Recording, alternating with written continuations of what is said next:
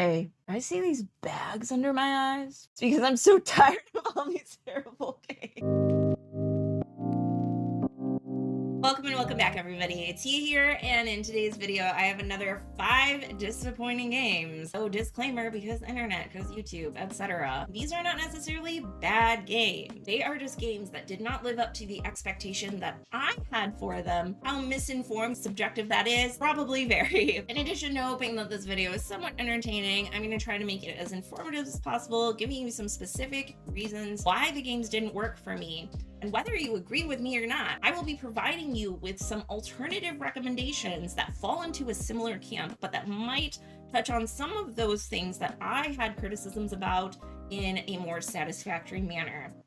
So again, whichever camp you fall into, will most likely be able to find some other games that you may be interested in based on those recommendations. So without further ado, let's just jump into it. Our first game here today is one that built on 2 really solid games and tried to combine them together. And that is Between Two Castles of Mad King Ludwig.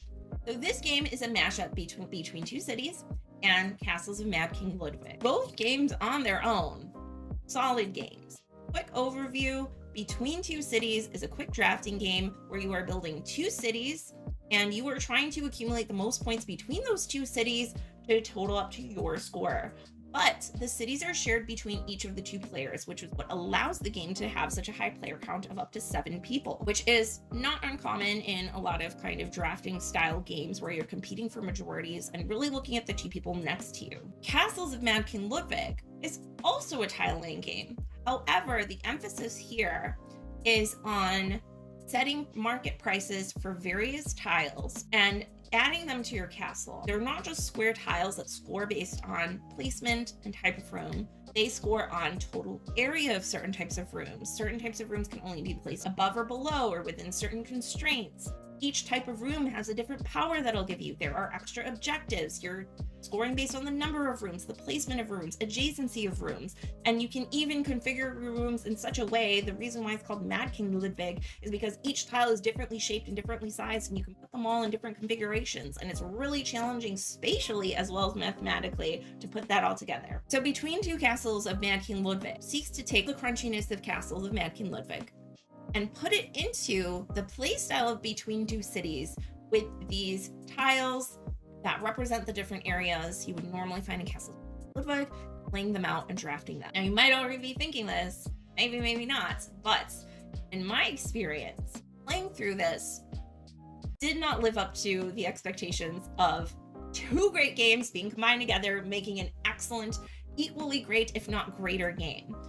The main reason why is because Between Two Cities lends itself to a quick, snappy, punchy playstyle where you can pretty quickly assess what tiles you may need, put them together, kind of keep track of what everybody else is doing, especially the 2 people on either side of you, at the very least. Castles of Mad King Ludwig plays up to 4 players for a very good reason.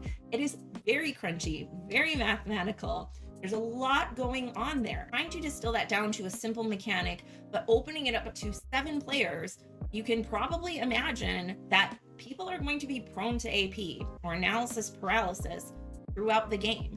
Even if each person only has 1 or 2 rounds where they really have to look and assess what everybody else is doing and whether it'll work in their castle. With 7 players throughout the entirety of the game, that's really going to be challenging. And especially towards the end of the game, it really weighs things down, really brings it to a slog instead of getting a quick resolution. For me, Castles of Mad King Ludwig, I think it's an excellent game. It's very crunchy, very mathematical. Like I said, I think the theme is really cool, but the gameplay itself is definitely a brain burner. So if you're looking for something like that, I would just stick with that. If you're looking for something that's quick, punchy, drafting, looking at what everybody else is doing, building those 2 castles, a lot of player interaction, then I would think about getting Between Two Cities.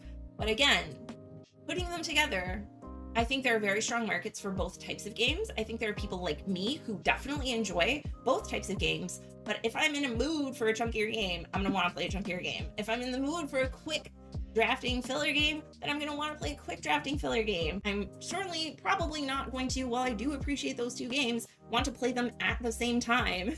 So again, my recommendation would just be to play whichever one you would be in the mood for. There's not necessarily a need for a crossover here. And in my opinion, it definitely detracts from the overall gameplay and experience. The next game on our list is a super unique two-player game with gorgeous art, and that is Nagaraja. This game initially really caught my eye because of the artwork, because of the theme, and I do really tend to enjoy two-player games. It also has these really unique skinny dice, which super cool, very fun, and really great production and components. The problem with this game is that you are going through playing cards to roll dice, to get different actions, to scout out and obtain different treasures.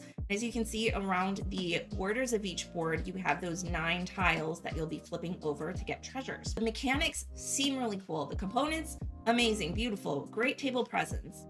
Problem with this game, that every time I had played it with multiple different people, we didn't feel that the person who played the best always won. It was typically the person who got the luckiest in not necessarily scouting out the different treasures, but just blindly going in and getting treasures as quickly as possible. And if they happen to get the high scoring treasures, great. And if those treasures happen to be closer to the engines of their board, great. There were so many things I wanted to love about this game genuinely, but because of the lack of reward, because of how luck-based it seemed to feel, it was really discouraging to try to strategize and do all these cool things that are provided mechanically within the game, but that didn't necessarily pay off in terms of as to who won.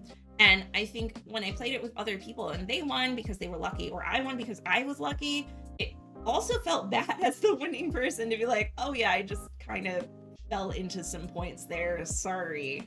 Another game that I can recommend for 2 players that has high strategy and a very strong aesthetic appeal and great theming is also from Hurricane Games, and that is Caro. So Caro is set in a post-apocalyptic scene, and it is a 2-player game with a lot of unique, interesting mechanics, similar to what Nagaraja promised. Caro, however, has some elements of set collection, resource management, and speed with die rolling, which I particularly love. It even has these really cool sand trick timers, which are super thematic and super fun to refuel your tank by rolling dice and doing different actions. And there's a little bit of area majority way of collecting different location tiles, different cards, different tokens that can give you upgrades, and building a little engine of getting more dice or more resources on your turn. There are a lot of cool little things that this game has. Very different mechanics from Nagaraja, but if you were looking for something that has a unique blend of a lot of little things that come together in a great package and that really rewards players based on their skill versus some luck,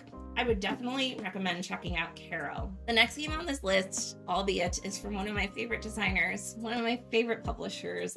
It really saddens me to say, but Unsurmountable letdown for me. Now, this is the one on the list of all the games that is one of the most well-designed games. It's a solo game where you are building up a mountain and climbing and trying to get to the peak. You're doing some route building. Your cards also have unique abilities on each of them, as well as different iconography. And it is a well thought out game. It is playable. It is appropriate in terms of the length of game, in terms of the challenge. I was really expecting to love this one because of how much I love tile placement games, how much I love Scott Holmes as a designer and a lot of his work, especially paired with Button Shy for his solo series. This one just missed the mark for me. And again, it's not because it's a bad game. I think for me, the biggest problem was that, as you can kind of see here in this picture, there was a little bit too much going on. It felt kind of finicky. I'm sure if you played it more and got to know the cards a little bit more, then you would be able to plan ahead better. But coming in from a new perspective, like the rules and everything are very clear, but there's just a little bit too much information for the length of game and style of game and for how things are being placed out. Again, this is a very subjective thing. Not a bad game by any means, but given the publisher, given the designer, given the style of gameplay, I thought this would be a sure win in terms of being a favorite for me. And it wasn't. Some of the games that give me a similar feel, but that really stood out to me, are also from the Button Shy line of games. One is Stephen Armini's River Wild. This game also has a mechanism where you are building a more or less pyramid type shaped grid with tiling, but you're starting at the mouth of the river and building out. The cool thing about this one is it is very quick, very easy. There's no text. We're literally just building areas between rivers and scoring based on different objectives, as you can see here, and then the different animals that are encapsulated within them. There are also runes in the rivers that can contribute as a wild to different types of animals. This one is very quick, very punchy. You can whip it out, play it in a couple minutes. The aesthetic is great, and I really appreciate that. On the other side of the spectrum, if you want something a little chunkier that has a little bit more information, Naturopolis or any of the Opolis games, Sprawlopolis, Agropolis, are really great. Naturopolis I picked because it's my personal favorite of the three aesthetically, and I think it also fits to the theme of unsurmountable with, we have mountains, we have rivers, and then we have just like different nature. And this game is great because, again, there's less text. The only text you have to look at are your 3 objective cards, but even then they have really great graphic iconography there in terms of how things score, but the actual cards themselves have no text on them. So there is quite a bit of information in terms of the 4 different types of lands, in terms of rivers. You also have the roads and the campsites, but even though there's a lot there, each card you can quickly assess where that information is. And you don't have to look at unique characteristics of each card in terms of on top of the placement of them and on top of the route and on top of the type of card. There's no block of text that you have to look at and take into account. And I think for me, that reading component just slowed my brain down in a way that didn't feel satisfying for the game. For other people, that might not be a problem, but if you had that issue or if you want something a little lighter or a little chunkier, then I would recommend checking out these 2. I certainly enjoyed them, unfortunately, quite a bit more than Unsurmountable. Next up, we have a game that has a beautiful aesthetic that I was especially looking forward to. It was released overseas before it came here to the States, and it was one that I was really checking like every week to see whether it had been picked up here, whether the pre-orders had come in, and unfortunately the gameplay did not live up to my expectations. That's why it's on this list, and that is Q-Birds. So this game is absolutely gorgeous. I love this aesthetic. I love the idea of a quick set collection card game with a unique mechanic. Here you're going to be placing cards to make bookends to capture different types of birds and take them into your hand. Ideally, this would be really fun, but the gameplay is 2 to 4, and with more than 2 players, it becomes a little bit of a mess because you can't really set yourself up to make chains of putting down and collecting cards. Again, that's something that I typically really love, where you can't just play the cards from your hand. You have to put them down to get other cards, and then you can come back and get them later.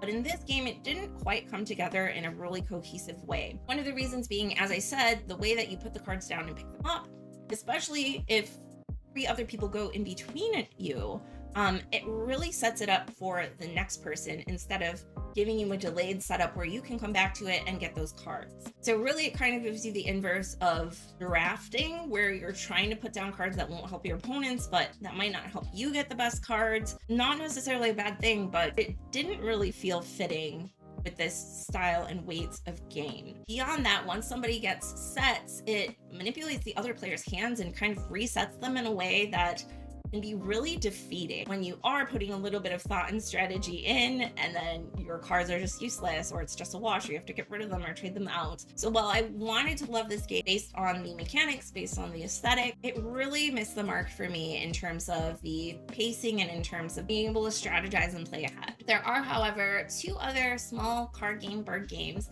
that I would recommend. One of them is Songbirds, and in this game you are making a grid of different birds and trying to make sure that the colors of birds in each column and row add up in such a way that certain birds at the end of the game score the most points. You're also competing to finish lines to get berries, which will give you points.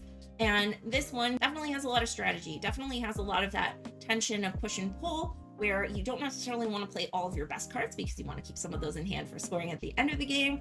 And it's really quick and to the point. There is a lot of player interaction with blocking out certain areas or trying to guess which other players are going for what colors and putting them in strategic places, but it feels like you have a lot more agency in this game over that versus in birds. The other game I would absolutely recommend, one of my favorite little card games, is Peep Mats. This is another game where you don't get the cards straight from your hand. You're actually going to be playing them to this little bird feeder. And once the line of birds adds up to a certain sum, then it's going to trigger you to be able to take some of those birds and collect them as sets. In addition to that, there are going to be seeds that are coming down, so you'll be able to collect some extra points on the side and stash them. So there's that extra little mechanic, which is really fun. And the scoring for this one is great.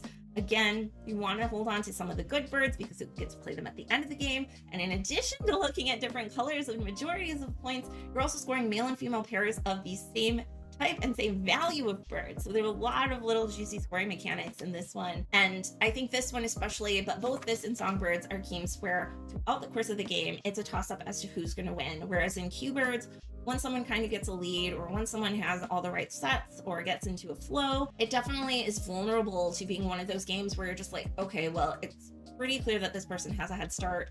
They're probably going to win. What I do on my turn feels pretty inconsequential. Either I only try to stop them or I only try to get points for myself. And either way, I'm going to lose. And last up on this list, we have a game that, when it came out, it was a favorite for so many people. I was very excited to try it. Ended up paying MSRP for it, which, if y'all know me, never happens. Very sad to say that Turing Machine was a no for me. So if you're familiar with this game, it is a logic game where you are trying to deduce a particular code. And the cool thing about it is that you do so exclusively using this analog punch style computer, where you're taking different numbers, programming them in, and overlaying them on the grid to see whether or not those codes match up.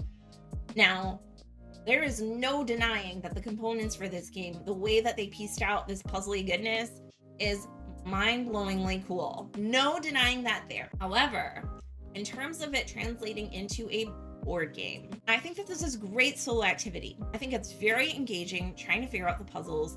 The first levels can feel quite a bit lucky, but as you progress on, the amount of sway that luck has on how quickly you finish the puzzle definitely diminishes. But the gameplay, it's just a race to see who can get there the fastest. And I am absolutely not opposed to multiplayer solo games, if y'all know what I mean. But in this case, when it's a race for logic, there's no incentive to really have a high amount of player interaction. There's a luck factor because you could ultimately just get the right combination on the first try with some of the puzzle. It feels very non-rewarding. It can definitely lead itself to some AP based on who you're playing with, based on the level of puzzle. And again, I don't mind this as a solo activity. I think it's very engaging and very cool. Upon playing it though, I couldn't see myself ever wanting to play this with another person. Certainly not with a group of 4 people. And that could just be personal preference, but I think there are some other games that are deduction based, that are logic based, that really lend themselves to playing with other people. One of the ones that I would bring up that hits the table very regularly for our groups is Cryptid. In this game, you're not relying on the components to necessarily give you the clues, but each player has a different piece of information as to where the cryptid is. So you have a different grid of different terrain types, and one person's clue might be, for example, oh, I know that the monster is within 1 space of deserts. But somebody else might say, well, I know that the monster is within 2 spaces of a cougar territory. And once you put together everybody's clues, there is a single hex on the entire board that fits all the clues perfectly. And so it really incentivizes player interaction, where you have to ask each other about certain locations to rule them out, yay or nay, based on your clue. Could the monster be here? It's a really, really solid way of having a high amount of player interaction. Every single turn requires you to interact with at least 1 other player. And it is super inventive that those clues always happen to line up with the particular map that you have, with the number of players that you have to select out a single point. This one is really fun. It feels very rewarding. The information is open, unlike in Turing Machine where you have your own information just in front of you. So it's way more involved in terms of interacting with other people, but it gives that same vibe of computing and trying to deduce where that spot is. Another game that feels similar but is a little bit more secretive and solo-y Then Cryptid, if that's what you're looking for, is search for Planet X. In this game, you are looking for Planet X and trying to map out where all of the different celestial elements are around the sky. This game does use an app versus using just analog components, so that is a consideration if you are not into app-driven games. But I think the app in this case doesn't necessarily detract from the game. It doesn't necessarily detract from what's happening on the table, what's happening with other people. It is just a tool that you quickly plug in and it gives you the information so you can input it onto your sheet. And I love that everything is tracked on a sheet versus in the app. I think in that case, you would rather just play a video game, but here the app integration is very minimal. And again, I don't think it detracts from the overall gameplay or is a distraction. The thing that I love about this game is that as you're going through, there are certain points in the game as you progress throughout the rounds where you have to publish research. So you have to make wagers about where you think particular things are in the sky. They're revealed, and so that does give a little bit more information to other players. So there is some incentive to try to keep track of what other people are doing and in what timely manner, whether or not you want to give away information in order to confirm things that you may know. And you also get to know what kinds of actions other people are taking, whether they're trying to map out one or two or more different things. You don't have specific access to all of the information of what they're searching and when, but you can also at a certain point in the game deduce, oh, I think they know this, and maybe they're guessing about this. And what could they be guessing based on the number of action points that they're utilizing? The other thing this game does well is, whereas in Turing Machine, it's just a race of every round to see who can get the number the fastest. In Search for Planet X, you can choose to get more information more quickly, but it's going to move you along the time track, and whoever's last on the time track is going to be the person to go. So you could set up a turn where you take multiple small turns to get small bits of information before other players who have gotten a large amount of information up front take their turn as well. So it brings that strategy also into the pacing of the game and makes it feel more competitive in that way versus just a flat, oh, we're going from round to round, somebody got it on that round, it's over. Again, while Turing Machine is very impressive in how the game is implemented, while I think it's a very engaging solo activity, I don't think it necessarily lives up to the board gaminess that I would hope in terms of incentivizing you to want to play it with other people. If you are looking for that, Cryptid has a high amount of player interaction, is very straightforward, easy to teach, easy to learn, and Search for Planet X has a little bit more involvement, but again, gives you some other elements to plan around that feel a lot more satisfying and rewarding, that mitigate out that luck factor, and that do provide a small amount of player interaction and awareness of kind of what's happening at the table. So there you have it. Those are 5 more disappointing games. Be sure to let me know in the comments below what I got right, what I got wrong, whether you agree or disagree. And again, whether you're on one side of the spectrum or the other, hopefully you found some games in the recommendations that you might enjoy just as much as these games, if not more. Thank you as always so much for joining me, and I will see you next time. Bye.